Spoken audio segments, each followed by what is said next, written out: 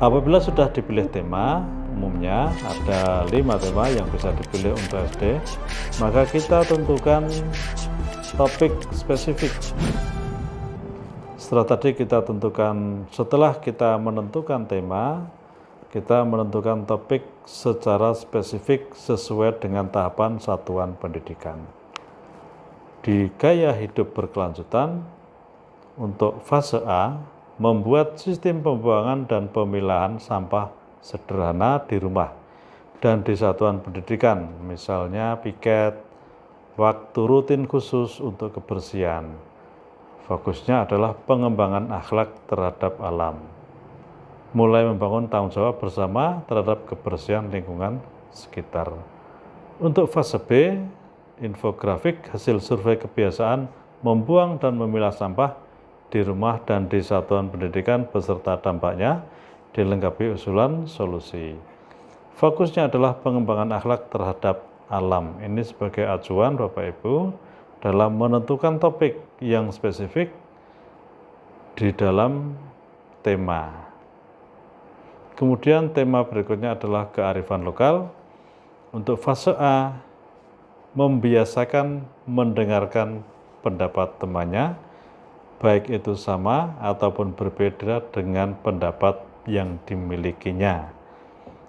Ini fokusnya, jadi kegiatannya bisa pekan permainan tradisional, membuat kegiatan bersama yang berkaitan dengan mengenalkan dan melakukan berbagai jenis permainan tradisional atau yang lain. Kemudian untuk fase B, kasanah dongeng, legenda tanah air, membuat kumpulan cerita, ya, difokuskan pada akhlak kepada manusia. Untuk yang Bhinneka Tunggal Ika, fokusnya pada akhlak kepada manusia.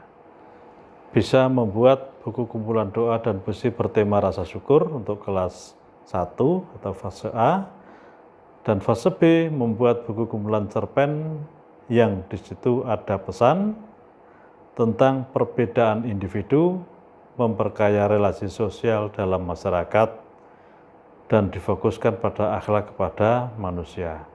Ini merupakan acuan apabila kita untuk menentukan tema atau topik yang spesifik dari tema yang sudah kita pilih.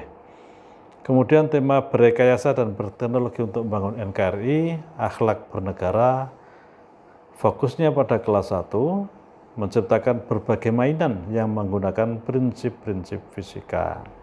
Tapi apabila sudah mahir, bisa menggunakan atau membuat yang lain yang lebih bagus, lebih canggih.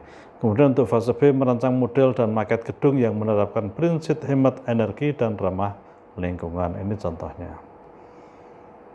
Kemudian untuk kewirausahaan, untuk fase A, kelas 1, fokusnya pada akhlak pribadi, membuat pasar kreasi, mengadakan pasar jual beli di lingkungan sekolah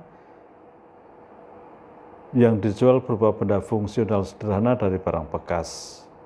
Membiasakan bersikap jujur kepada diri sendiri dan orang lain. Kemudian untuk fase B, membuat pentas seni untuk menggalang dana kemanusiaan. Ini contohnya.